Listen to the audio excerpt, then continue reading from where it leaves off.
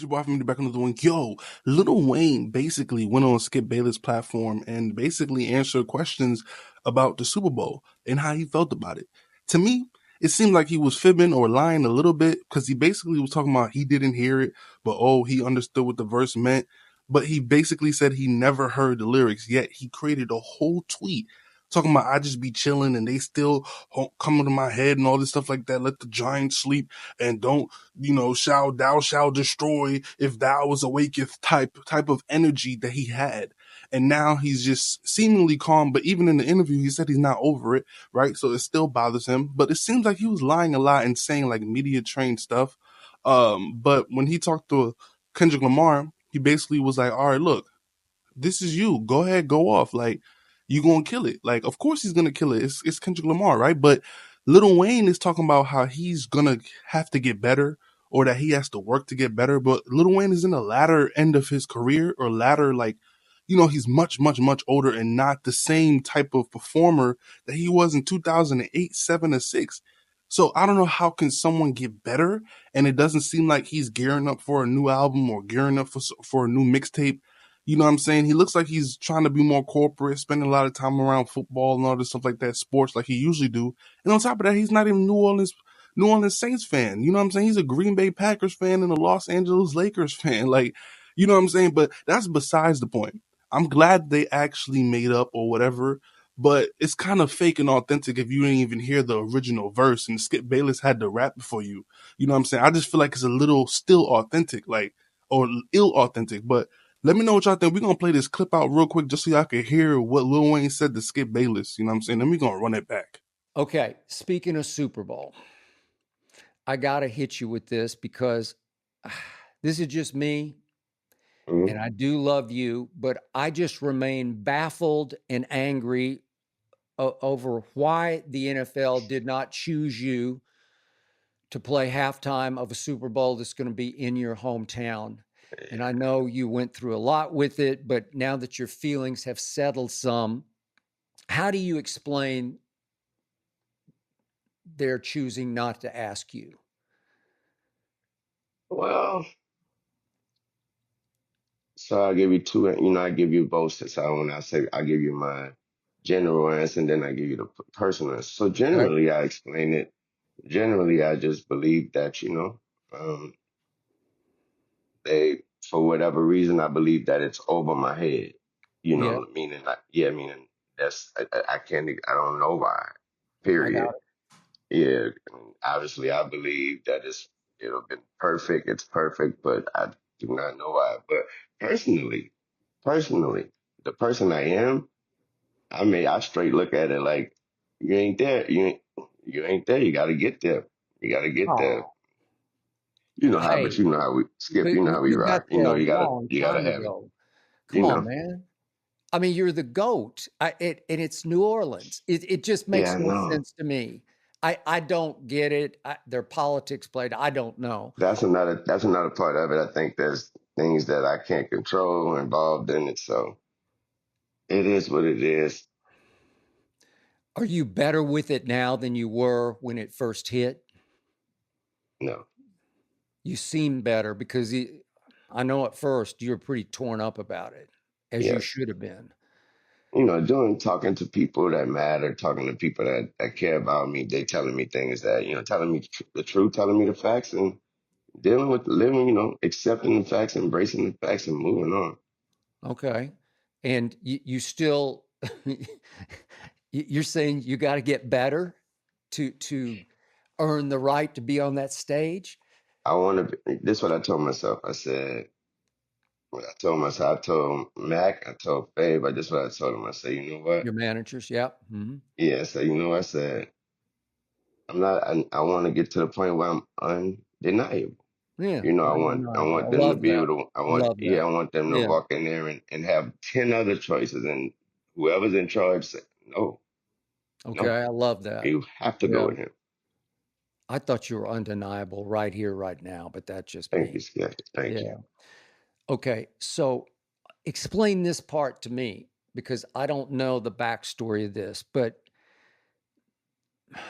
what Kendrick Lamar what his lyrics were about you. What can you explain? I'll just quickly read them. I know you know them. I used to And bump that actually don't. Carter 3. Okay. I I used to actually bump don't. that Carter 3. I held my Rolly chain proud. Irony, I think my hard work let Lil Wayne down, from Kendrick Lamar. Let Lil Wayne down. And I don't really understand that. Help me out. What was that about?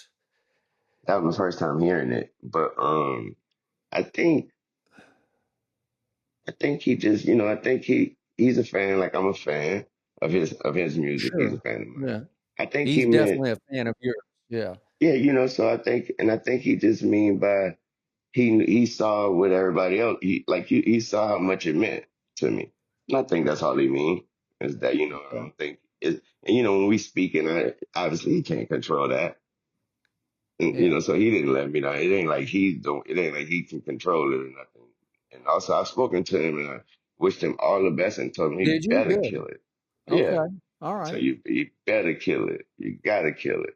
Okay. Well, did he say anything to enlighten you about these lyrics about you?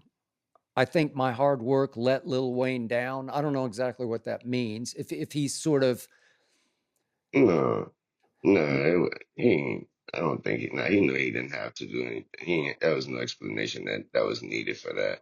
I think I understand. Again, that was my first time hearing it when you just said it, but okay. I understand those words. Like I said, I think he just mean that he made it there, and his hard work is the reason why he made it there. Yeah. And I obviously, I, meaning I took let it. me down is me just being upset about not getting disappointed about not getting that. So that's fine. Yeah.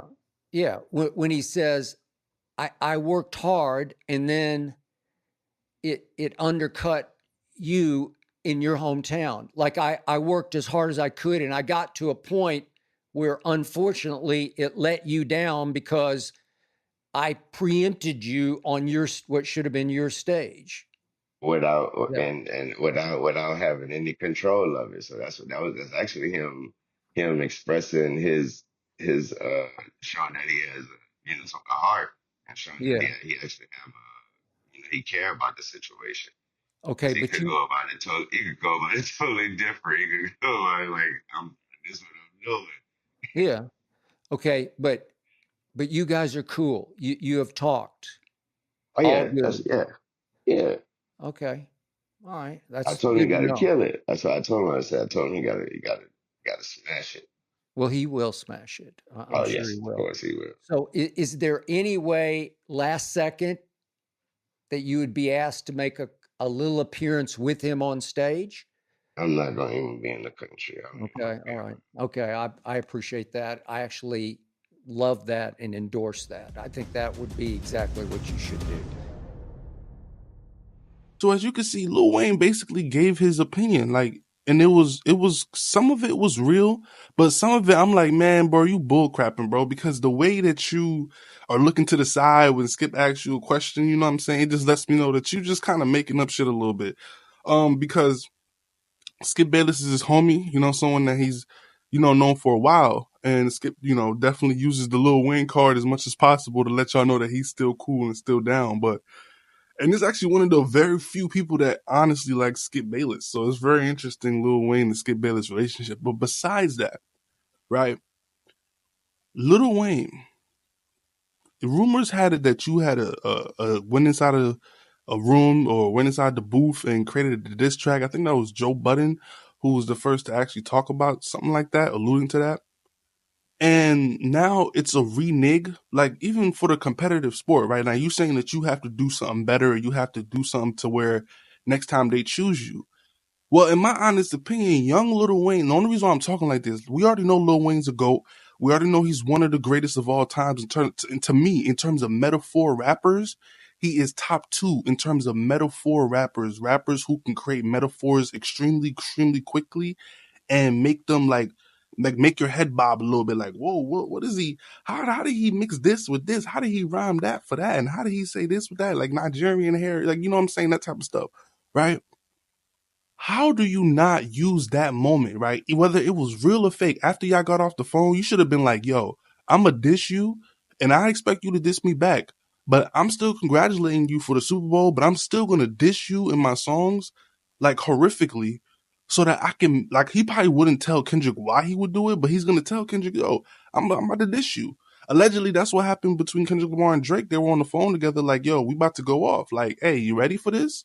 Hey, if it get ugly, get ugly. We might not ever have to speak to each other again. I mean, hey, it is what it is. And they got ugly. They ain't speaking to each other again.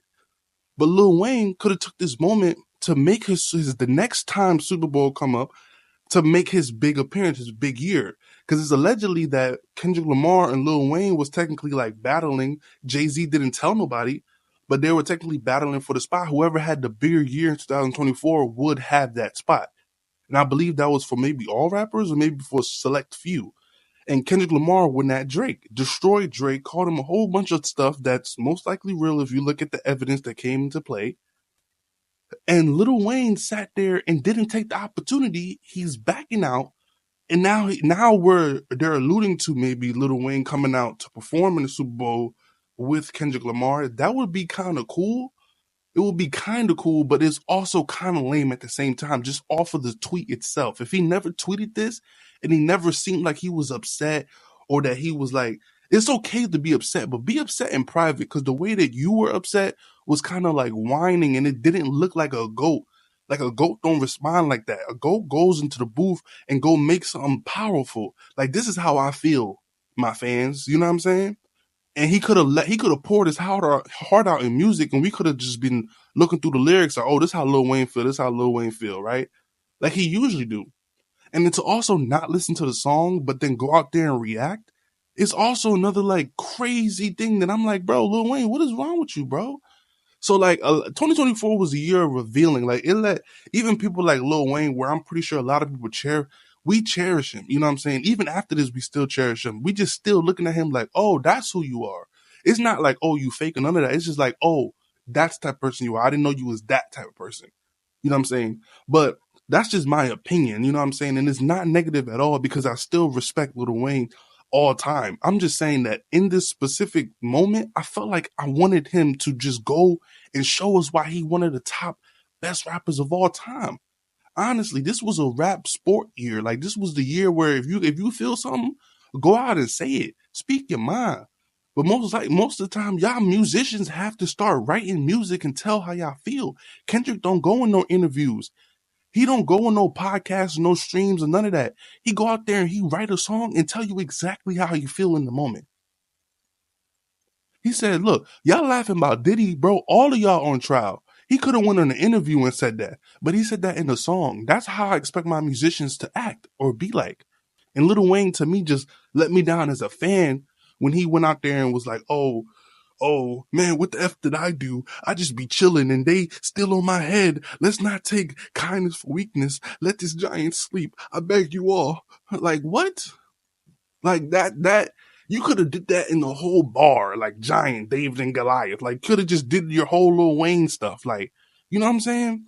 So that's just me as a hip hop head, like someone that just studied this and just know that this like know that it's a sport. Like a vet, especially with music, it's something that is timeless. So older rappers is not like older basketball players, older football players. They can actually still go in there and compete somewhat. They might not be able to perform as well as the younger artists, but they still have wisdom and vocabulary. Like they have a lot of time on their hands in the craft. And it's something that's timeless. Lil Wayne really could have went in the booth and bodied Kendrick Lamar. You know what I'm saying? Even though I personally think he wouldn't, I think it would have been a good ass battle. Especially if we got like, top tier Lil Wayne, but it would have been way more appreciative. Like as a hip hop fan, I would have been like, nobody lost in that battle. I would have been like, Wayne, you didn't lose because you will go talking about, oh, you felt some type of way about this lyric, even though the lyrics was not negative about Lil Wayne. He just said he let Lil Wayne down. That's like let Nas down when J. Cole let Nas down, right? And I believe Nas made a whole song like, oh, nah, you ain't let me down type stuff. So all Lil Wayne had to do was make a song like, nah, Kendrick, you ain't let me down. But this is how I feel. That's how I expect it. You know what I'm saying? But shout out Nas for being probably the most authentic GOAT that's alive right now. Like I'm talking about the GOATs that's alive. Like he's probably the most authentic. You know what I'm saying? But let me know how y'all think in the comments below about this whole entire situation. Did you guys wanted a battle? honestly, I wanted a battle. It didn't have to get negative like the Kendrick and Drake stuff because they actually hate each other. But this was supposed to be like, AI and Jordan. Like, oh, I crossed up Jordan. Now Jordan got to come back and cross me up and dunk on me. Like, I expect that. And then I got to come back on the other end, pull up in his face. Boom, boom, boom. Like, back to back. Like, I wanted that as a sport. You know what I'm saying? Especially if Kendrick Lamar looked up to Lil Wayne, it would have meant a lot. You know what I'm saying? For the hip hop world. And also, Wayne could have got his spot in the Super Bowl. But let me know what y'all think in the comments below. It's been your boy for me to run back with another banger. Hit that like, comment, share, and subscribe. Peace.